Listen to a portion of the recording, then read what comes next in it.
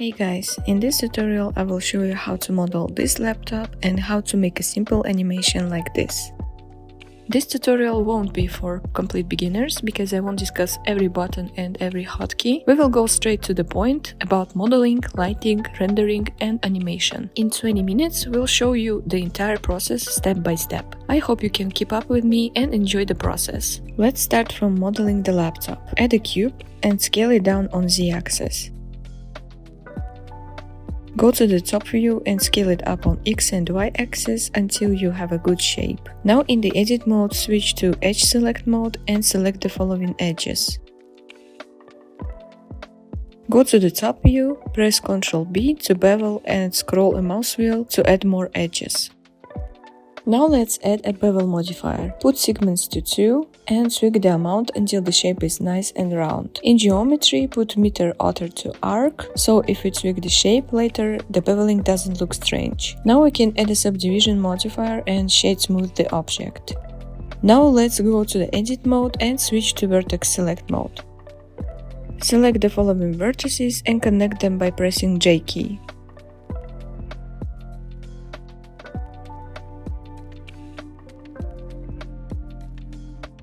Now let's go to the side view, duplicate the object and move it up.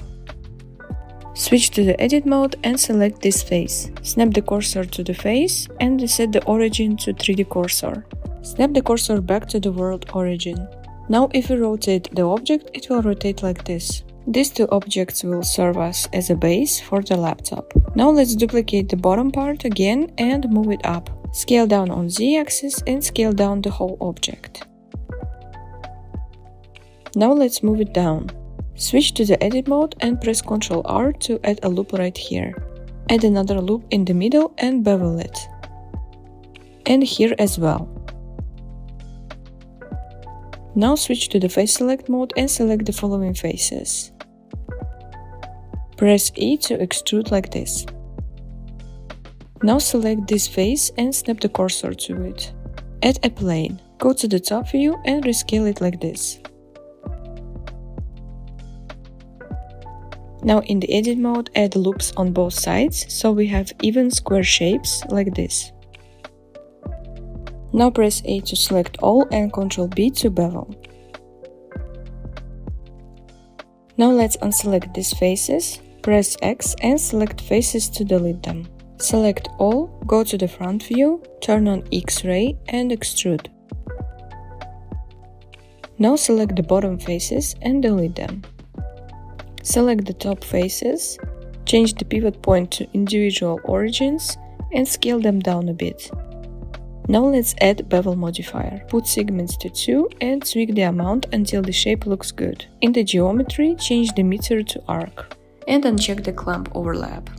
Now add a subdivision modifier as well and shade smooth. Now go to the edit mode. Let's make enter button by connecting some of the buttons. Select these faces. Press Ctrl E and select Bridge Edge Loops. They connected at the bottom as well, so I delete these bottom faces. Repeat the same process with other buttons as well to create spacebar, shift and caps lock buttons as well.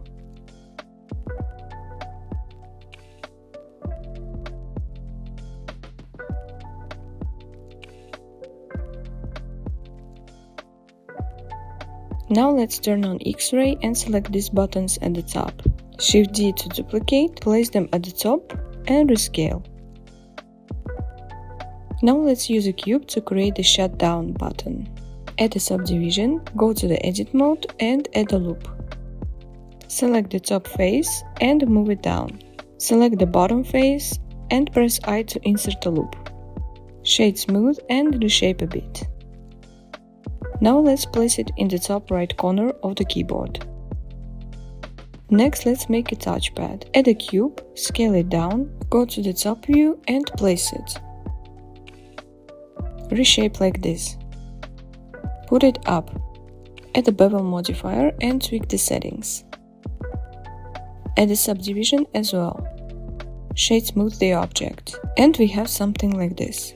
Now to make a display, go to the side view and in the item tab in rotation put -180 degrees to x-axis to rotate the display like this. Go to the top view and duplicate the object. Reset the origin, move and scale down.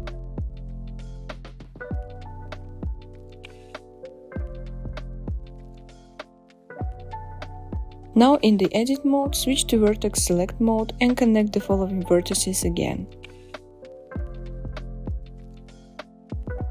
Add loops and bevel them.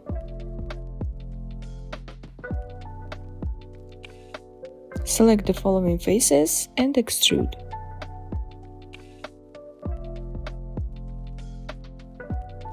Select this face, duplicate and press P to separate by selection. Go to the object mode, select the plane and delete the modifiers. Now go to the top view, rescale and move it up. Next, let's duplicate this button and make the camera at the top of the display. Now select all of the display parts, select the bottom part last and press Ctrl P. Select Object, keep Transform. Now all of the parts are parented to the base object. If we rotate it, all parts move together like this. Now we use a cube to make the part that will connect the display to the keyboard. Press S and X to scale on Z and Y axis. Now let's place it and add a subdivision. In the edit mode, add a loop and bevel it. Now let's rescale and reposition. Now select this object and snap the cursor to selected. Select the display and reset the origin to 3D cursor. We need to make the display rotate and close and it has to look natural. But as you can see, it doesn't look good. To fix this, let's replace the parts again like this. Snap the cursor and reset the origin once more. And now it looks better. Last, let's make small stands at the bottom. Add a cube and rescale. In the edit mode, select this face, scale down and move it up. Add a subdivision, add loops and bevel them. Shade smooth and place it at the bottom.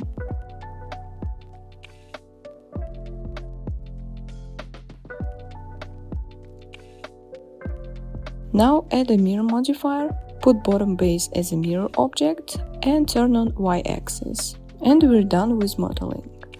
Now let's parent this part to display base and parent the keyboard parts to the bottom base. Now in Item tab, in Rotation put X to 0. Select the display base and parent it to the bottom base. Now if we move the bottom base, all of the parts move as well.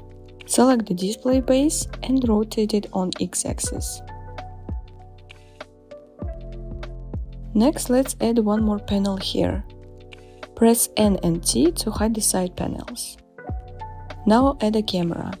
Move the view to something like this and press Ctrl-Alt-0 to snap the camera to the view. Now press 0 to go to the camera view on both panels. On the right, go to the view and turn on camera to view. Now if we move the view, camera follows it. In the output settings, we need to change the resolution. I'll go with 2K. And now let's tweak the camera view. Turn off camera to view and now let's add a sun.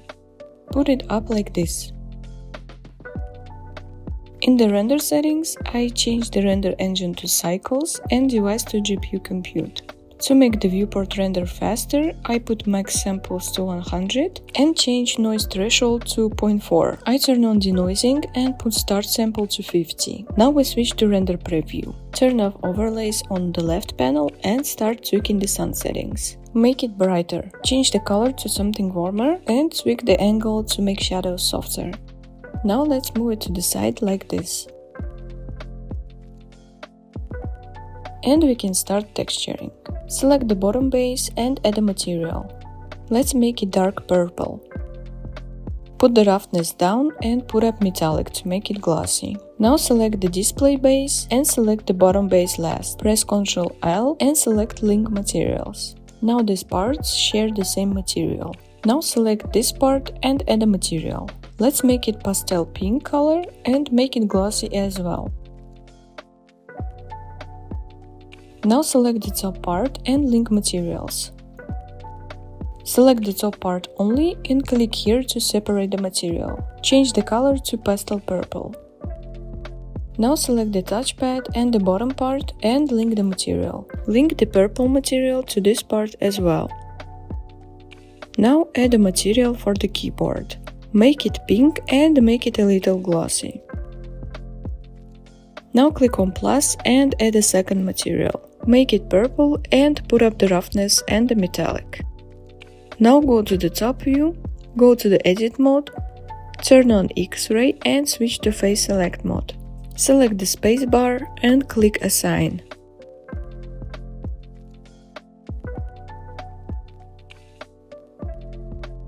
Repeat for the following buttons as well.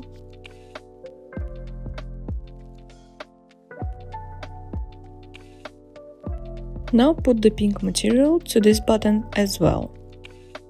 For the camera, let's add a material, make it a dark color and make it glossy. Link the material. Now let's drag this panel up a bit, select the display and change the type of the panel to shader editor.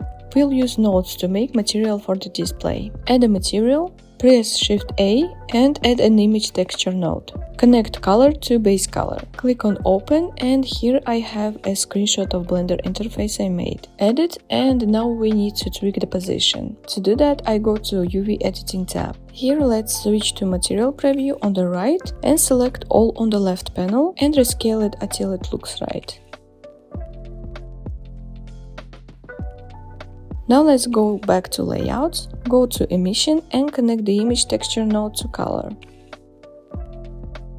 Put the strength to 0.6. Now let's put down the roughness, go to Code and put the weight to 1. And now we have a glossy display. Now change the shader type to World, and here we will add a HDRI to get more reflections. Duplicate the background node, add a mix shader node and connect like this. Add a light path node and connect Ease Camera Ray to mix shader. Now add an image texture node.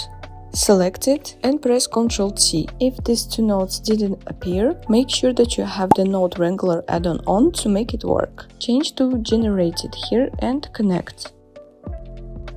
Now click on Open and add any HDRI that you like. Here I changed the strength to 0.120 and in the mapping we can change the position of the light source of the HDRI. You can play around with it until you're satisfied with the result. I changed the rotation on the axis to 40 degrees and changed the background color to something darker here.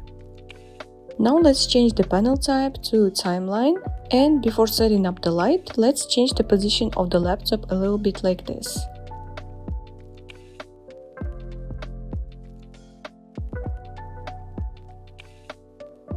Now we can set up the light. If you want to learn more about different light setups, you can check out our new course where we will talk about how to set up different light setups step by step for your scenes. If you want to create an amazing scene for your portfolio, you can check out the link to the course in the description.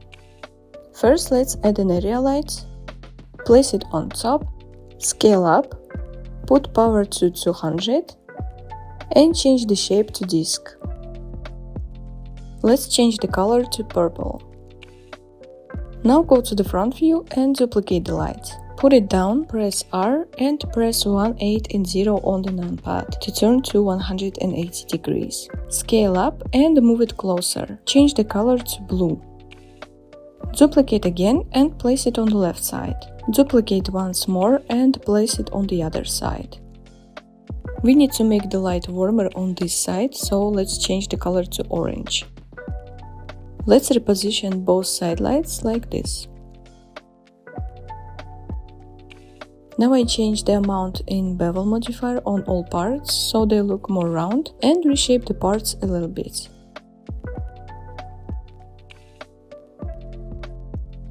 Now let's add a point light and place it in front. Put power to 100, change the color to a warmer one and change the radius. This will give us a nice warm highlight at the front. Now duplicate and place at the top. Change the color to a colder one. Duplicate again and place it on the left side. Let's change the color to brighter blue. For a warmer side, let's select the front light, duplicate and place it on the right side. And I almost forgot, let's link the material for the stands at the bottom. Now that we have the lights, let's tweak the materials a little bit. I make the color of the base a bit darker and tweak the settings to make it look a bit more metallic. Same for the top part, and I make the color less saturated. Now let's delete the sun and reposition some of the lights like this.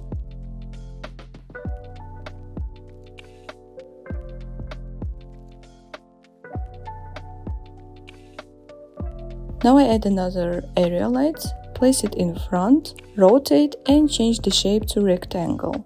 Change the shape and put the power to 200. Now we need to place it so we have the reflection on the screen like this. Let's change the power to 20 and tweak the shape.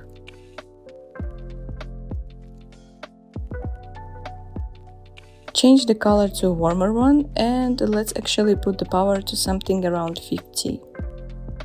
Let's duplicate it and place on the other side. Tweak the shape and change the color to a colder one.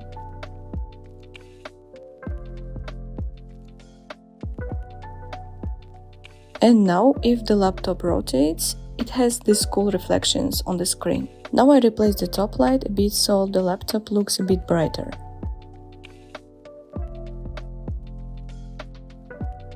Let's duplicate it and place it behind the laptop. This light will give the laptop the highlights and separate it from the background. Scale it up and put the power to 500. Change the color and reposition.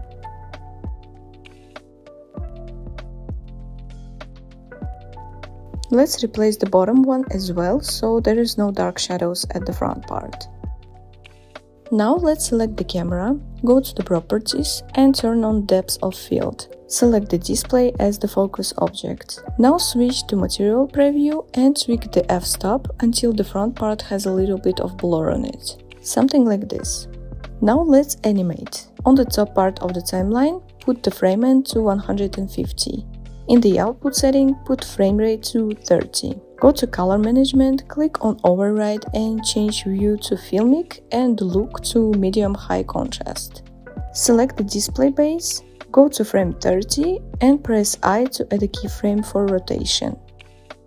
Now go to frame 0, rotate on x-axis to close the laptop and add a keyframe again. Now it opens like this. To make it close at the end, select this keyframe, press Ctrl+C to copy and go to frame 130.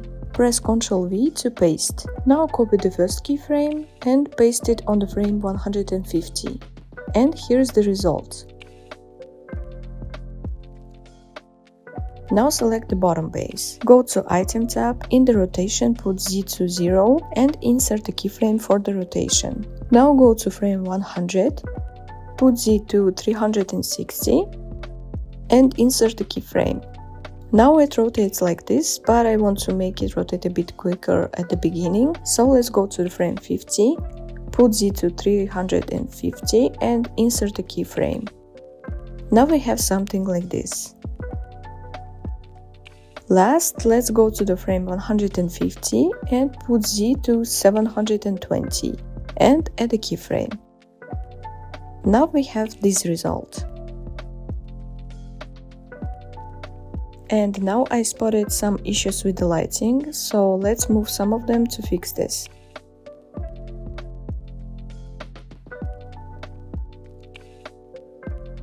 I also move rectangle lights a bit to fix the reflections. And here's the final result.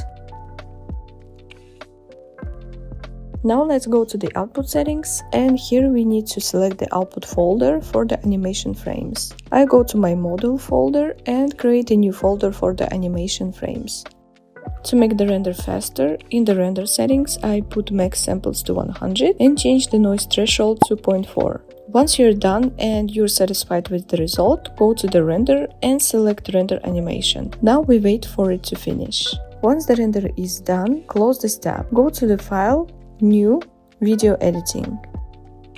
Here in the output settings, we put frame rate to 30 and change the resolution to the one that we had in our project.